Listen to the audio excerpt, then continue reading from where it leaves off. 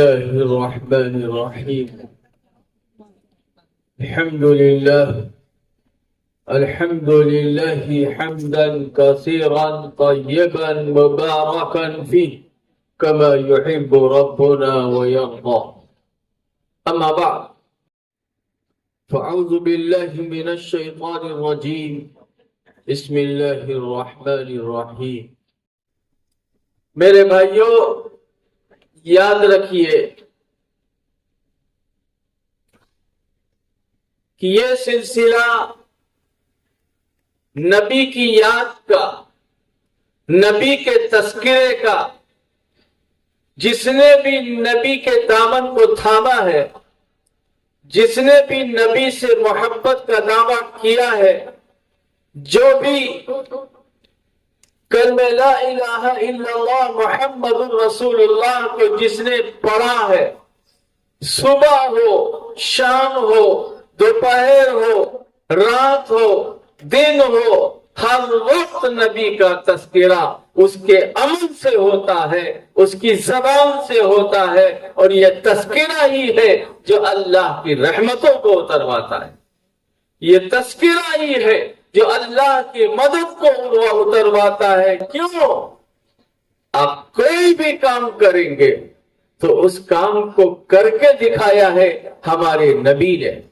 آپ وضو کر رہے ہیں تو وضو کس طرح کیا جائے؟ سب سے پہلے ہمارے نبی نے ہم کو وضو بتایا کہ وضو اس طرح سے کرنا. اور نماز کا جب نیت کی جاتی ہے تو اس نیت سے پہلے، ارادے سے پہلے، وضو سے پہلے بھی ضرورت ہے طہارت کی، پاکی کی. تو طہارت کس نے ہم کو بتائی؟ پاکی کا طریقہ کس نے ہم کو بتایا؟ غرض کی زندگی کے اندر صبح سے لے کر شام تک جو کچھ بھی ہم کر رہے ہیں، یہ سب وہ ہے جو ہمارے نبی علیہ السلام نے بتایا ہے. کبھی ہم کر کر یاد بناتے ہیں، کبھی بول کر یاد بناتے ہیں. ہر اعتبار سے ایک نبی کا چاہنے والا نبی کی یاد بناتا ہے. تو آج اس مظفر کھیڑا میں نبی علیہ السلام کی یاد پہ جو جلسہ کیا جا رہا ہے، یہ اتنا نورانی جلسہ ہے، اتنا عرفانی جلسہ ہے. یہاں پر اللہ کی نورانی مخلوق کا نزول ہو رہا ہے، رحمتیں برس رہی ہے، برکتیں برس رہی ہے. کیوں؟ امام الانبیاء فخر دو عالم محمد عربی صلی اللہ علیہ وسلم کا تذکرہ ہے. اور محمد عربی صلی اللہ علیہ وسلم صرف ہمارے نبی نہیں، صرف آپ کے نبی نہیں، اللہ تبارک و تعالیٰ نے آپ کو سارے عالم کے لیے رحمت بنا کر بھیجا ہے. وَمَا أَرْسَلْنَاكَ إِلَّا رَحْمَةً لِلْعَالَمِينَ. آپ کو اللہ نے سارے عالم کے لیے رحمت بنا کر بھیجا ہے. خود کا نظام ہے کہ خدا نے جب سے دنیا بنائی ہے اس وقت سے لے کر اللہ نے انسانوں کی رہبری کے لیے، انسانوں کو راستہ دکھانے کے لیے، انسانوں کو طریقہ دکھانے کے لیے، انسانوں کو پیدا کرنے والے سے رشتہ جوڑنے کے لیے اللہ نے اپنے خاص بندوں کا انتخاب فرما کر وقتاً فوقتاً ضرورتاً جب جیسی ضرورت پڑی اللہ نے اپنے خاص بندوں کو نازل پیدا فرمایا ہے. پہلے نبی حضرت آدم ہے، آخری نبی امام الانبیاء فخر عالم محمد عربی صلی اللہ علیہ وسلم ہے. 1,24,000 کم و بیش انبیاء کرام علیہ السلام دنیا میں آئے ہیں. قرآن نے یوں بتایا ہے لِكُلِّ قَوْمٍ هَادٍ، ہر قوم میں ہادی آیا ہے، ہر قوم میں رہبر آیا ہے. اللہ رہبر کو کیوں بھیجا؟ اللہ نے نبیوں کے سلسلے کو کیوں قائم کیا ہے؟ اس کا صاف اعلان اس آیت میں ہو گیا ہے جو میں نے شروع میں پڑھی ہے. وَمَا أَرْسَلْنَاكَ إِلَّا رَحْمَةً. ہم نے جو شروع میں پڑھی ہے کہ اللہ کے نبی کو کیوں भेजा है, वमा अरसलना मिन रसूलिन इल्ला लियुता बिइज़्निल्लाह, रसूल दुनिया में इसलिए आए हैं कि रसूल की बात को माना जाए। याद रखिए, रसूल की तालीमात पर चलना वाजिब है, रसूल की बात को मानना वाजिब है, और रसूल की बात को छोड़ना गोया कि एक वाजिब का तर्क करना है। चुनाचे कुरान पाक के अंदर अल्लाह तबारक व तआला ने एक जगह ये फरमाया कि अल्लाह और उसके रसूल की बात को मानो, अल्लाह उसके रसूल की इताअत करो तो क्या मिलेगा? फरमाया लअल्लकुम तुरहमून, ताकि तुम पर रहम किया जाए। मालूम ये हुआ कि दुनिया में अगर हमारी जिंदगी अल्लाह और उसके रसूल के अहकामात के बगैर गुजरेगी तो याद रखो अल्लाह की रहमत से दूरी होगी, अल्लाह की मदद रोक ली जाएगी। हर चीजों में अल्लाह तबारक व तआला की तरफ से जब रुकावट होगी तो परेशानियां आएंगी, मुसीबतें आएंगी, उलझने आएंगी। चुनाचे अगर हम सहाबा कराम रिज़वानुल्लाहि तआला अलैहिम अजमईन की वाक़यात को पढ़े और वो जिंदगियों को पढ़े, क्यों नबी अलैहिस्सलातु वस्सलाम जब दुनिया में आए हैं तो दुनिया का क्या हाल था, लोग किस तरह की जिंदगी गुजारते थे। लेकिन नबी सल्लल्लाहु अलैहि वसल्लम ने जब सहाबा कराम रिज़वानुल्लाहि तआला अलैहिम अजमईन पर मेहनत की है तो वो लोग जो अपने घर नहीं चला सकते थे, जो खुद चलना नहीं जानते थे, जिन्हें खाने की तमीज नहीं, जिन्हें बैठने की तमीज नहीं, जिन्हें ऊंट का दूध दूने की तमीज नहीं, जिन्हें किसी तरह के निजाम को आता नहीं था, वो लोग ऐसे बने हैं कि दुनिया की हुकूमत को चलाने वाले बने हैं। दुनिया की बागडोर अल्लाह ने उनके हाथों में दी है। ये अल्लाह ने जो उनको मुकाम और मर्तबा दिया है, ये मुकाम और मर्तबा सिर्फ नबी अलैहिस्सलातु वस्सलाम की बात को मानकर अपनी जिंदगी में उतार कर उस पर चलकर अल्लाह ने उनको ये मुकाम और मर्तबा दिया है। लिहाजा जब नबी का तस्करा होगा तो नबी वालों का भी तस्करा होगा, सहाबा का भी तस्करा होगा, अबू बकर का भी तस्करा होगा, उमर का भी तस्करा होगा, उस्मान का भी तस्करा होगा, अली का भी तस्करा होगा, और उसी के साथ साथ साद और जुबैर का भी तस्करा होगा, आयशा का भी तस्करा होगा, हजरत खदीजा का भी तस्करा होगा, हजरत सौदा का भी तस्करा होगा। तमाम के तमाम सहाबा किराम रिज़वानुल्लाहि तआला अलैहिम अजमईन का तस्करा होगा। क्यों? हमारे नबी ने फरमाया अस्हाबी कन्नुजूम बिअय्यिहिम इक्तदैतुम इहतदैतुम, मेरे सहाबा सितारों के मानिंद है, उसमें से जिसकी भी तुम पैरवी कर लोगे तुम्हें हिदायत का रास्ता मिल जाएगा। मेरे भाइयों, आज हम जिस माहौल में जिंदगी बसर कर रहे हैं, आज हम जो जिस माहौल से गुजर रहे हैं, बहुत ही खतरनाक माहौल है, बहुत पुरफितन माहौल है।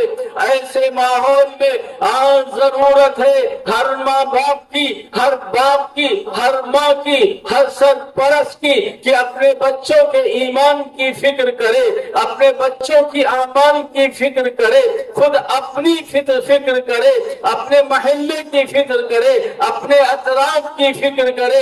एक अजीब माहौल बनता जा रहा है। हमारी ये नई नस्ल किस नहज पर जा रही है, किस राह को अपना रही है, फिक्र करने की जरूरत है।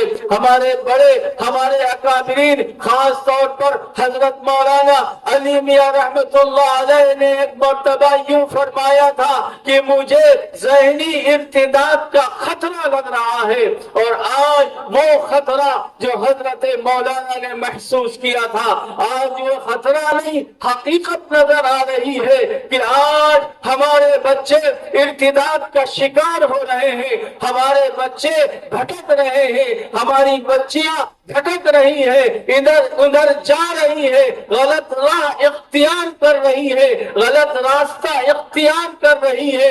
अपने ईमान का सौदा हो रहा है, अपने आमाल का सौदा हो रहा है। ये सब इसलिए हो रहा है कि जो हमें उन्हें देना चाहिए था, वो शुरुआत में इब्तिदाई मरहले में वो عمر جس عمر تربیت کی ہوتی ہے، وہ عمر جس عمر میں ہم ان بچوں کو اللہ سے جوڑ سکتے تھے، وہ عمر جس عمر میں ہم اپنے بچوں کو رسول سے جوڑ سکتے تھے، وہ عمر جس عمر میں ہم اپنے بچوں کو صحابہ کرام سے جوڑ سکتے تھے، اس کو متعارف کرا سکتے تھے، ان کا تعارف کرا سکتے تھے، اس عمر میں تو ہم نے یہ سوچا کہ ابھی بچہ ہے، ابھی بچہ ہے، نہ ایمان کا تذکرہ ہے، نہ توحید کا تذکرہ ہے، نہ رسالت کا تذکرہ ہے، نہ اسلامی تواریخ کا تذکرہ ہے، بے رحمی کا شکار ہمارے یہ بچے پیار اور محبت پہ پروان چڑھتے گئے، اور جب پروان چڑھ گئے، بڑے ہو گئے، اب ان کو ادھر ادھر بھٹک رہے ہیں،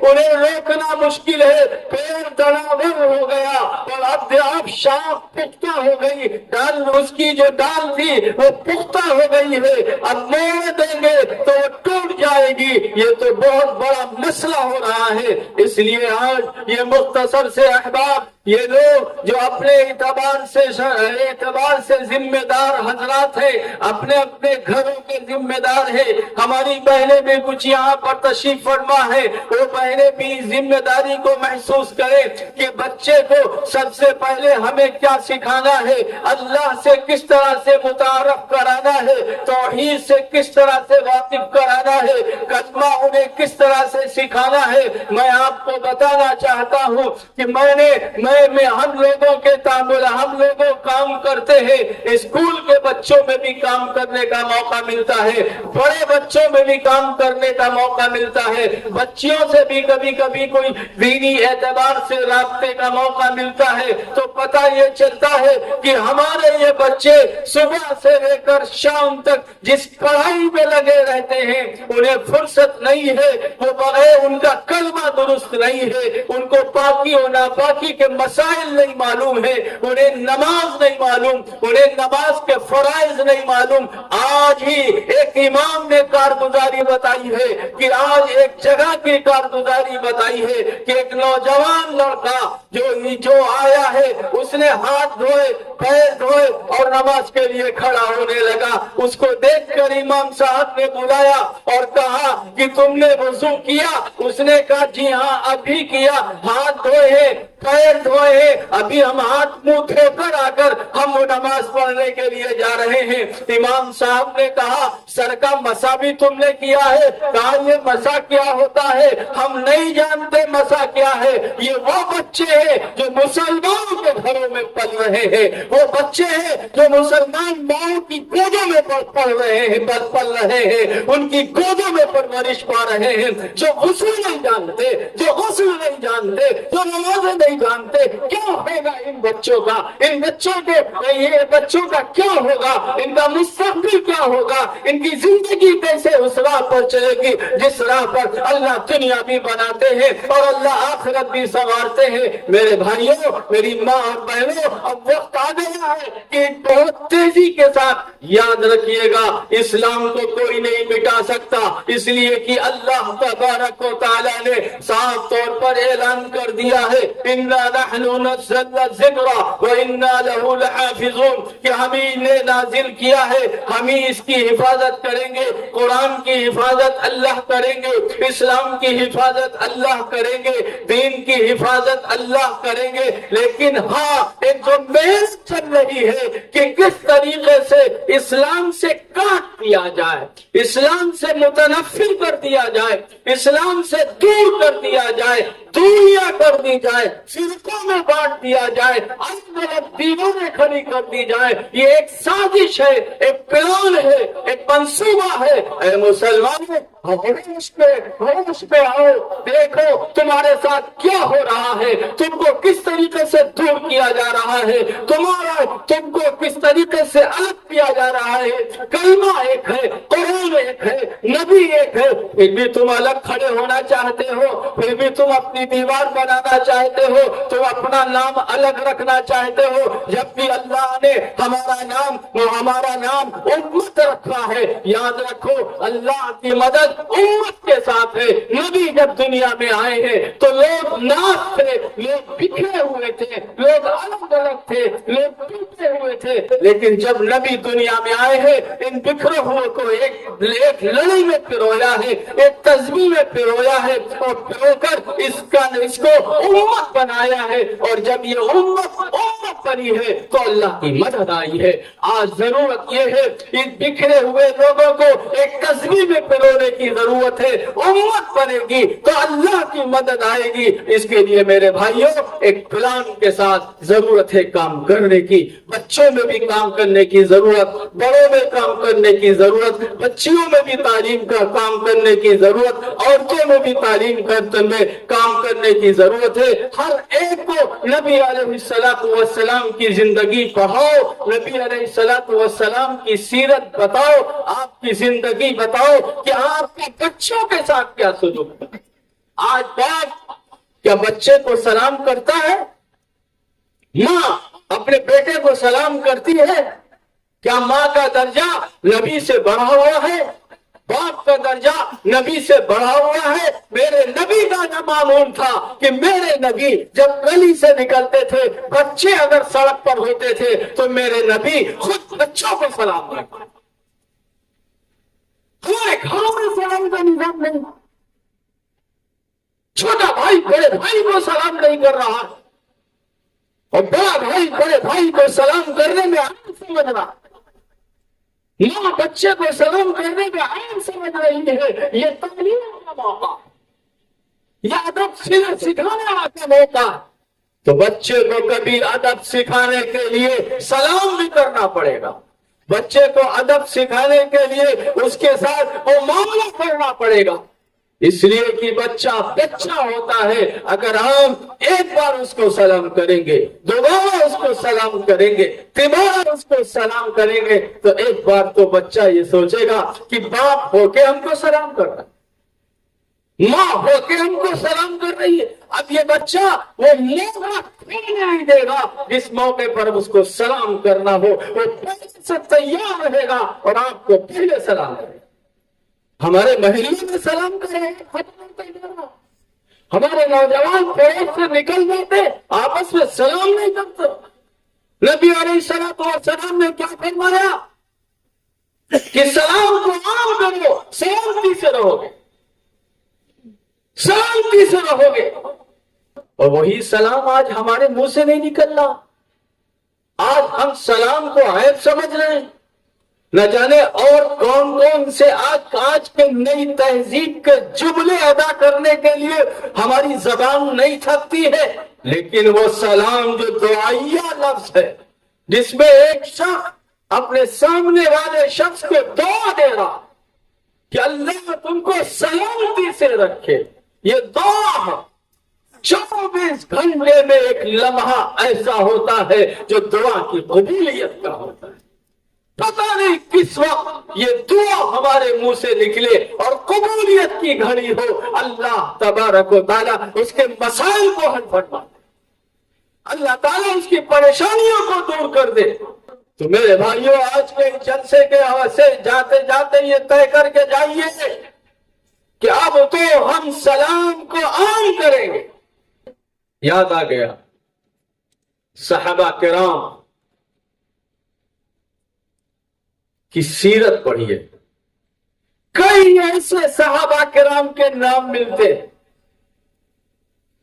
جو بازار صرف اس لیے جاتے تھے کہ ہم جا کے سلام کریں.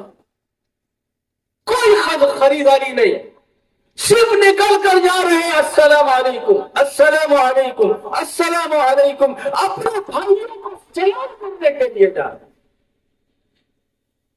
تو میرے بھائیوں, اس کو عام کیا جائے.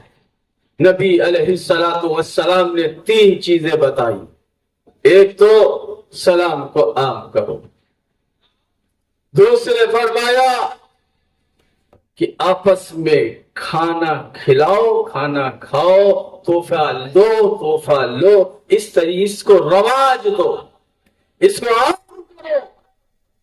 خاص موقع پہ بھی نہیں بلکہ آپ دل کھول کر اپنے لوگوں کو کچھ گھر پہ بلائیے اور پھر وہ آپ کا گھر پہ بلائے. مسلمانوں کے گھروں میں آپس میں اس طرح کا ایک رابطہ ہونا چاہیے. فرمایا کہ سلام کو عام کرو، آپس میں کھانے پینے کے سلسلے کو بڑھاؤ، اور رات کے ایک کسی پہر اٹھ کر 2 رکعت نماز پڑھ کر 2 آنسو گرا لو۔ ہمارے نبی نے فرمایا کہ سہولت کے ساتھ، آسانی کے ساتھ جنت میں داخل ہو جاؤ۔ جنت میں داخل ہونے کا آسان راستہ ہمیں بتایا گیا۔ تو میرے بھائیوں، آج ضرورت ہے خاص طور پر ایک نظام بنایا جائے۔ ہماری زندگی بغیر نظام کے، بغیر سوچ کے، بغیر فکر کے گزر رہی ہے۔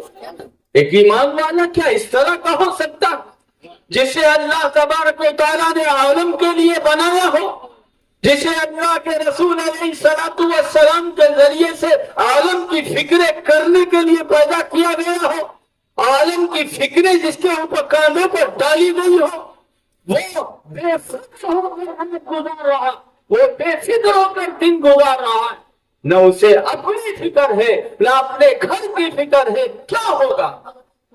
کتنے دن ہم اس دنیا میں بسر کریں گے؟ تو میرے بھائیوں، اپنے گھروں میں سلسلہ قائم کرو، اپنے بچوں کو لے کر بیٹھو، ایک فرض بتاؤ، ایک سنت بتاؤ، ایک واجب بتاؤ، یہ 3 چیزیں روزانہ طہارت سے لے کر چلو، وضو میں آؤ، نماز میں آؤ، نماز کے فرائض بتاؤ، واجبات بتاؤ، سنتیں بتاؤ، پانی پینے کی سنت بتاؤ۔ آج ہمارے بچے پانی پینا نہیں جانتے، ہمارے بچے کپڑا پہننا نہیں جانتے۔ میرے بھائیوں، رسول سے یہ کیسی انسیت ہے، یہ رسول سے کیسا تعلق ہے، یہ کیسی محبت ہے رسول سے کہ رسول کی زندگی سے ناواقف ہے۔ اور میں تو اکثر اپنے دوستوں سے ایک بات کہا کرتا ہوں، بات کہا کرتا ہوں، کیوں کہ آج ہمارے گھروں میں ہماری بہنیں بھی ہیں، کیا ہمارے گھر میں کھانے کے اعتبار سے برتنوں کے سیٹ نہیں، لیمن سیٹ، ٹی سیٹ، فلاں سیٹ، یہ سیٹ اور الماریوں میں لگے ہوئے، اور وہ سیٹ بھی الماریوں میں جگہ بنی ہوئی رکھی ہے جس کو نہیں ہونا چاہیے، جو شیطانی آلے ہیں، جو ہمارے اخلاق کو خراب کرنے والے ہیں، جو ہمارے وقت کو برباد کرنے والے ہیں، ان کے لیے بھی جگہ اور باقاعدہ کیبنٹ لے کر ہم نے اس کو رکھا ہوا۔ لیکن کیا محمد الرسول اللہ کے ماننے والوں، سچ بتاؤ، تمہاری اگاڑی آمدنی میں اتنے بھی پیسے نہیں ہے کہ سیرت النبی کا سیٹ خرید کر اپنے بیڈ روم کے الماری میں لگاؤ، سونے سے پہلے سیرت کا پہلا حصہ اس کی کتاب اٹھا کر چند اورات دیکھ کر رسول سے تعلق کا اظہار کر کے سو۔ سیرت النبی کا سیٹ ہے ہمارے گھر میں؟ اگر ہے تو بتایا جائے، پوچھے اگر میں تو 1-2 ہاتھ بھرے اٹھ جائے۔ لیکن ہم مسلمانوں کے گھروں میں اس کے لیے نہ جگہ ہے، نہ فکر ہے، نہ پیسہ خرچ کرنے کے لیے تیار۔ کیا ہمارے گھروں میں صحابہ کرام کے بارے میں معلومات کے لیے کوئی کتاب ہے؟ پتلی پتلی سی بچوں کے لیے کتابیں، حضرت اللہ کے رسول، حضرت ابوبکر، عمر، عثمان، علی، خدیجہ، سودا، عائشہ، یہ ساری کتابیں پتلی پتلی سی بچوں کی معلومات کے لیے لکھی ہوئی ہے۔ کیا ہم اپنے بچوں کو پڑھا رہے ہیں؟ ایسی آسان زبان میں کتاب ہے کہ بچہ پڑھتے پڑھتے اسلامی تاریخ سے واقف ہو جاتا ہے، صحابہ سے واقف ہو جاتا ہے، رسول کی زندگی سے واقف ہو جاتا ہے، پتہ نہیں چلتا۔ لیکن کیا ہمارے گھروں میں ہے؟ کیا ہم لانے کی فکر کر رہے ہیں؟ میں سچ کہتا ہوں، قسم کھا کے میں کہہ سکتا ہوں، اگر ہماری گاڑی کمائی میں سے اگر کچھ پیسہ اس پر خرچ ہوتا رہے تو شاید ہم جو فالتو خرچ کرتے ہیں، اللہ اس کی وجہ سے اس خرچ کا حساب ہم سے نہ لے۔ ورنہ میرے بھائیوں کا مسئلہ बिना फजूलियात पे कितनी रकम हम खर्चा कर रहे हैं। आज ये तय करो कि रसूलुल्लाह सल्लल्लाहु अलैहि वसल्लम की सीरत की किताब पहली फुर्सत में लेके आए। बता भाई कौन कौन लेकर आएगा, हाथ उठाइए। सीरत रसूल की किताब उर्दू में भी है, हिंदी में भी है, अंग्रेजी में भी है, जो जबान आप जानते हो लाओ। लेकिन हाँ, मुसन्निफ का नाम मालूम कर कर, बड़ों से मशवरा कर कर वो किताब लाकर अपने घरों में रखो। और रखकर जिस तरह से रेशम के जुस्तान में कुरान को सजा के रख दिया कि तुम यहां रहो, अल्लाह की किताब हो, अल्लाह की किताब है, तुम्हें ऊंची जगह पे रहना चाहिए। यही हमारी सबसे बड़ी गलती है। वो किताब जिसके बारे में अल्लाह ने फरमाया है हुदल्लिल्लाह, लोगों की रहनुमाई के लिए है। ज़ालिकल किताब, वो किताब है ला रैब फीह हुदल्लिल मुत्तकीन, मुत्तकियों की हिदायत के लिए, उनकी रहनुमाई के लिए है। उस किताब को हमने, जो हमारी किताब थी, उसको अल्लाह के नाम मंसूब करके अलमारी में रख दी। रमजान उतार लिया जाएगा, जुमे उतार लिया जाएगा। जरूरत पड़ेगी, किसी का इंतकाल हो गया तो कुरान खानी के बाद उसको उतार लिया जाएगा। रोजाना पढ़ने की जरूरत नहीं, रोजाना उसको देखने की जरूरत नहीं। कसम खा के कहता हूँ, ये आंखें अगर रोज कुरान को देखेंगी, अकीदत के साथ देखेंगी, मोहब्बत के साथ देखेंगी, तो आंखों की बीमारियां दूर होंगी, आंखों की बीमारियां दूर होंगी।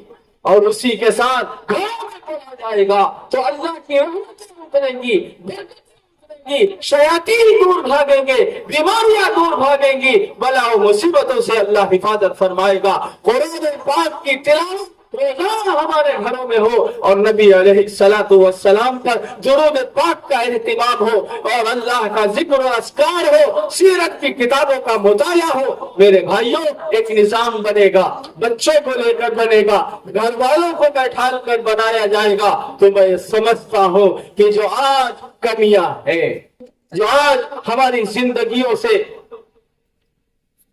वो चीजें नहीं निकल पा रही जो निकलना चाहिए, हमारे पास वो मालूमात नहीं जो होना चाहिए, इंशाअल्लाह अगर आपने फिक्र कर ली, बड़ों ने फिक्र कर ली, तो इंशाअल्लाह चंद दिनों में, चंद महीनों में, चंद सालों में इंशाअल्लाह एक ये बहुत बड़ा एक नया इनकलाब आएगा। और आखिर में मैं एक दरख्वास्त करना चाहता हूं कि अपने बच्चे, खानदान के बच्चों को आप इस तरह से कोशिश करिए, कुछ किताबें तय कर दीजिए कि 2 महीने में, 3 महीने के बाद ये किताबों की तैयारी करो, तुम्हारा हम टेस्ट लेंगे तो आपस में मुकाबला कराएंगे। जो जीतेगा, जो ज्यादा सवालात के जवाब देगा, उसको जहां कहोगे हम तुमको घुमाने ले जाएंगे, जो कहोगे वो तुमको खिलाएंगे।